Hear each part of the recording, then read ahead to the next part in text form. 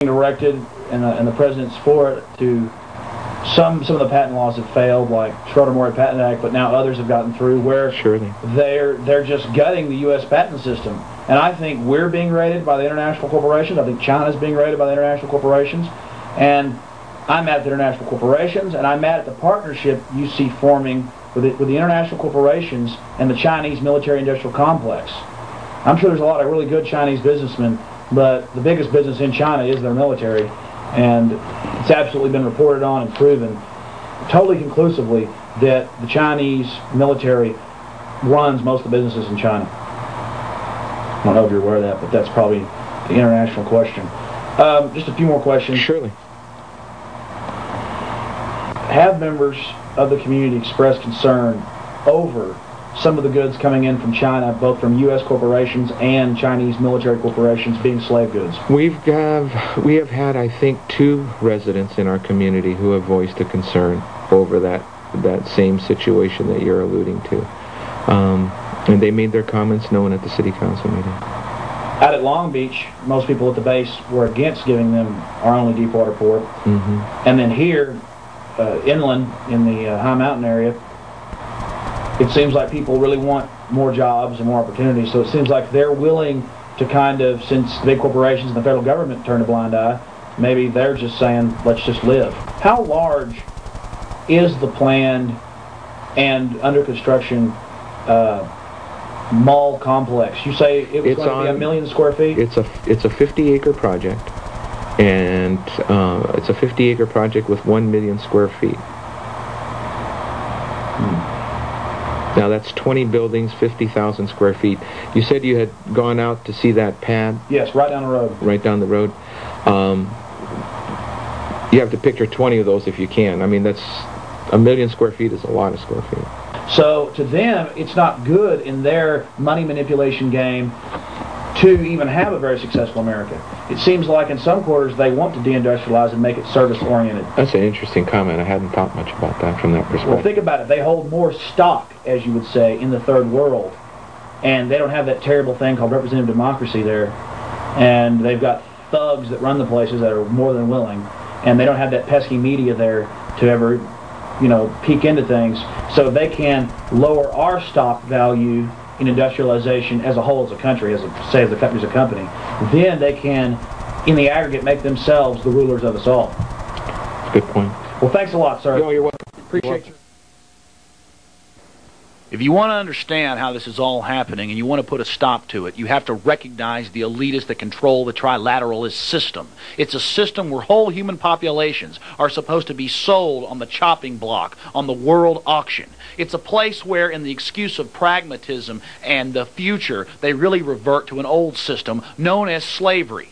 Yes, your leaders are all bought and paid for, and they're using China. They're using the communist thug state of China as the front lines, as the vanguard of the New World Order. They are deindustrializing our nation. They are transferring the production facilities overseas where they have it fully under IMF and World Bank control. And until you realize exactly what the CFR is, that's the Council on Foreign Relations, the Trilateral Commission set up by David Rockefeller in 1973, and the Bilderbergers in Europe, you will not understand the secret government. You will not be able to honestly oppose the conspiracy, the program of slavery.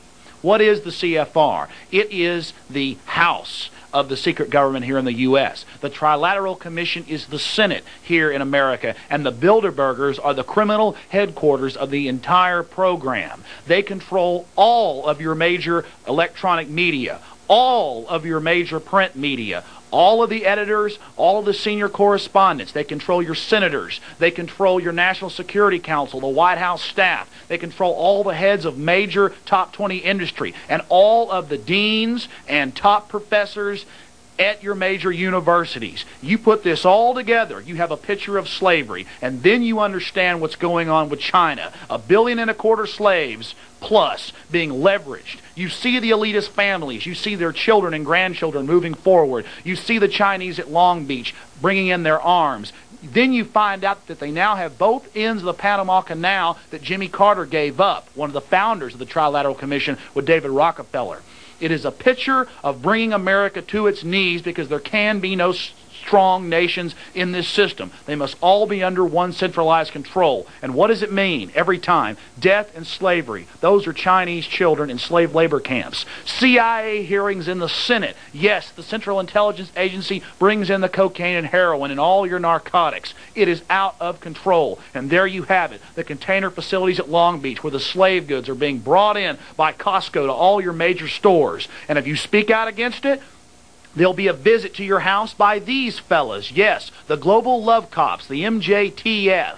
If we allow this type of treason to continue, we're going to pay the price. If we buy these slave goods, it is going to come back on us, and it's already coming back on us today. They think of us all as absolute abject slaves. The only way to avert the police state that is coming on full bore is to illuminate, to put light on who really controls the system, because a slave doesn't even know who rules them. Information is the key. We're doing a story for KJFK Radio and film, and I'm not going hiking. I'll probably only be here about an hour, but I still need to pay. How much is it? $20. $20. Doing a story on your biosphere for KJFK Radio. And public television in Austin, Texas. Okay, Lee. I can? Go ahead. Thanks. Cool. When we got to the Grand Canyon, it was so majestic that I almost forgot what we were there to do. We were there to expose the international takeover of our parklands under the guise of environmentalism. It was so majestic, so expansive, and it brought back childhood memories of when I had been there with my parents. That made me only want to fight more. I'm standing here in northern Arizona overlooking the beautiful Grand Canyon, one of America's most beautiful treasures. And it's very distressing to me and other patriots and people that truly do care about the environment in America that Bill Clinton, with his executive order, January 19th, 1996, number 12,986, began the precedent to sign over our national treasures to international control. Yes, this is an international biosphere and World Heritage Site. And guess who controls those? The United Nations. The United Nations is nothing more than a front group for international banks based in Europe and in America. They care nothing about the environment. They care about using it as an excuse to tell you how you can use the environment, to get you used to listening to what they say and what you can do and what you can use. I'm sure y'all have all heard they're planning to restrict cars to the Grand Canyon and bring buses in quite soon. Well, I'm here during peak season at the end of the summer, and I don't see any problem with Americans coming to the Grand Canyon. They're paying exorbitant prices of $20 a car. Wake up and understand that large corporations think in a long-term game. They understand that if they can restrict use to this place and get international control in here, then 10, 20 years down the road, they can start construction and building, which they're already doing, by the way. So we are for real conservation, but we are against organized crime cliques that call themselves international bankers and elite corporations coming in and buying off your politicians like Bill Clinton, who is an incredible traitor to this country, who then signs over promptly our rights to use and to maintain our natural wonders. There's a lot of money in controlling these places. A lot of people come and visit them. Just cut through their lies, and it's sterling simple exactly what's happening. Now let's go talk to some park rangers and other individuals, perhaps some of the tourists here, and see if they've even heard of this terrible crime that's being committed against the American people. This giant land grab.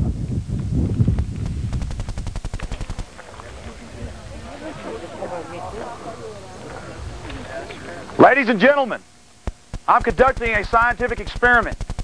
I want to ask y'all if y'all know about Executive Order signed January 19th, 1996 by President Bill Clinton, number 12,986, which designated this as a World Heritage Site under UNESCO, a corporation of the United Nations.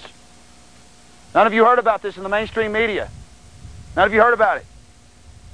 Nobody's heard about this, have you? Well, they took down the signs in most parks because there was a furor about 3 days after they put up the United Nations signs. No one's heard about it, huh? Well, see, that's how